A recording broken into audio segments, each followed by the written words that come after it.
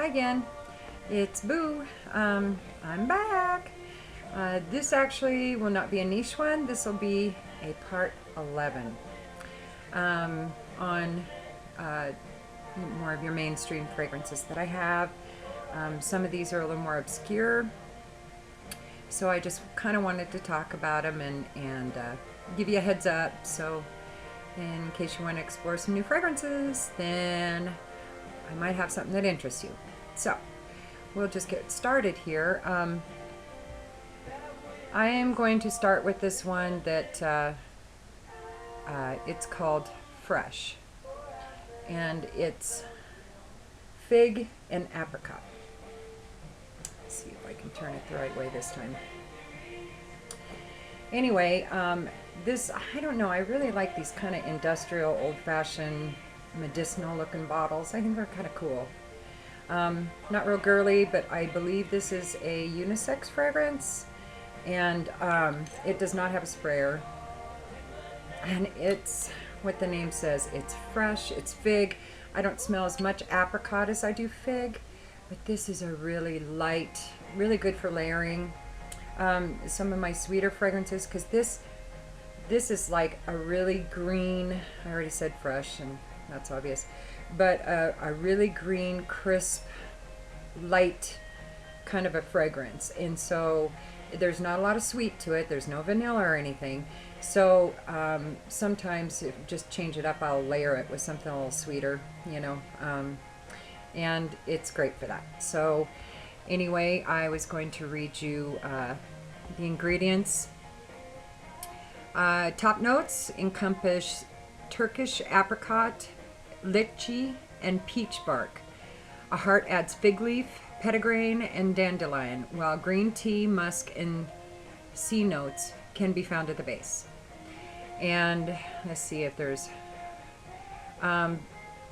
people say this smells similar to Delissime by Salvador Dali. Don't know. But I do know this is a really good daytime fragrance, workout fragrance.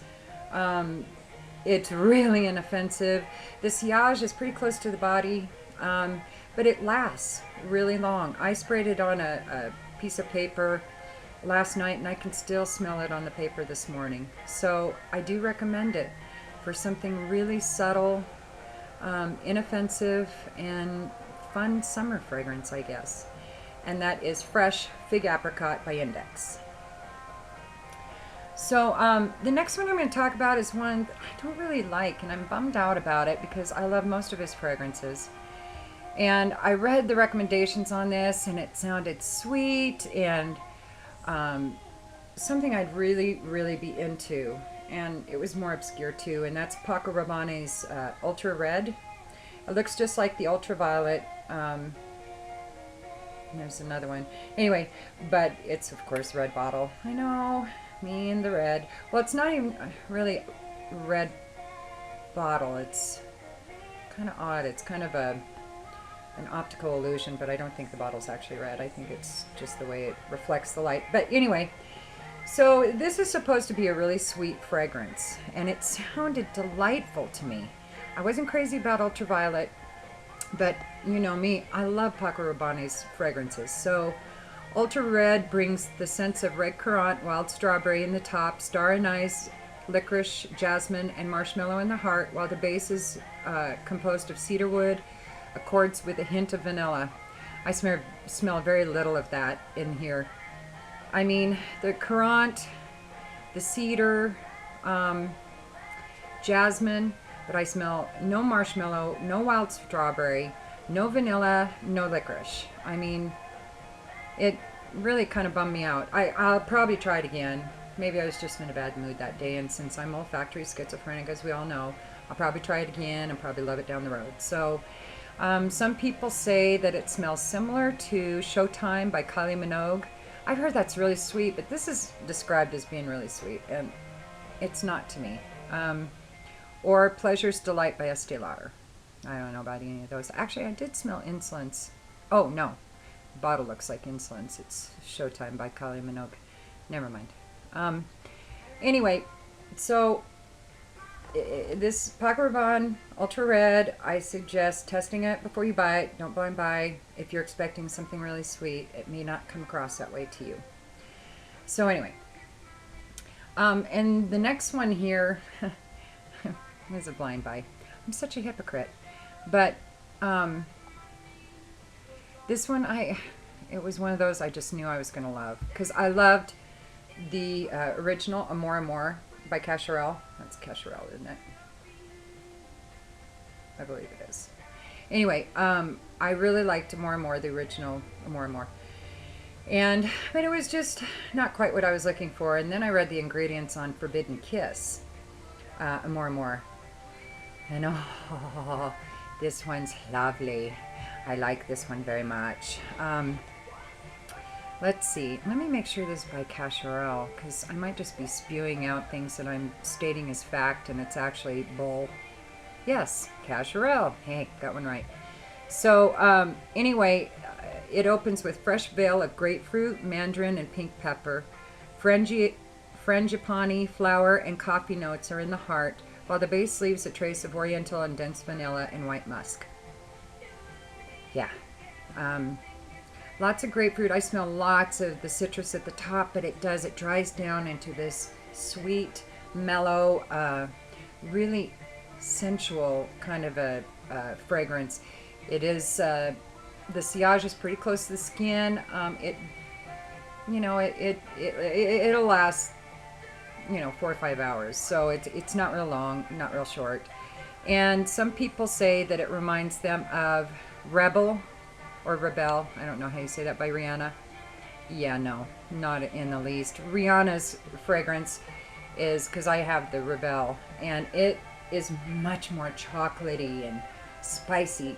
Excuse me. This one is much more flowery and kind of has more of a zing to it, but definitely more floral than Rebel by Rihanna. That one's totally foodie. I love that one too, but to me they smell nothing alike, so take it for what it is. Anyway, that's Amor, Forbidden Kiss by Cacharel. Cool bottle too. Love it. I know, the black glass. Now see, I didn't add that. I had blue glass, had red glass, and now I'm adding black glass. So this last one, Fragrantica didn't have on there, which really surprised me. I got this one at Fragrance Station, which I love. Everybody knows that. And I went and saw Mia, and this was one she wasn't really into, and of course I had to do my own thing and try it. And I looked it up. It's kind of hard to find what's in it, so I don't really know the ingredients in it. But I will tell you, you can buy it on Amazon. It's fabulous, and it's called In Black.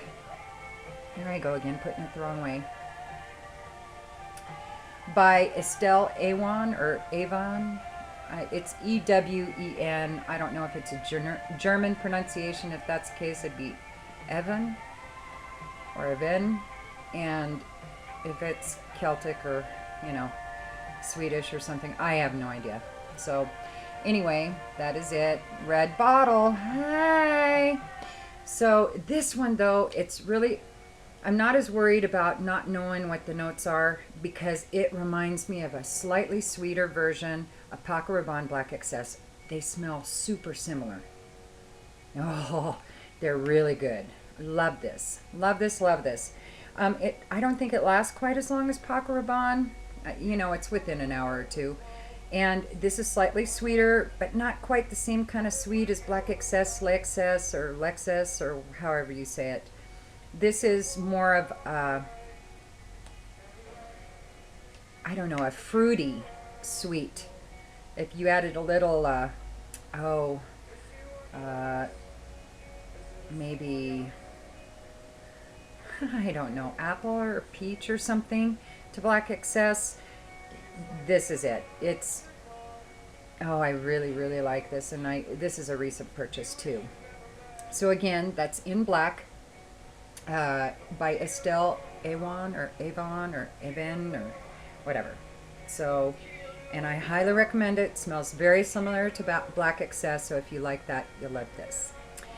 My next one will be on niche fragrances. So again, this is part 11, and boo. Peace.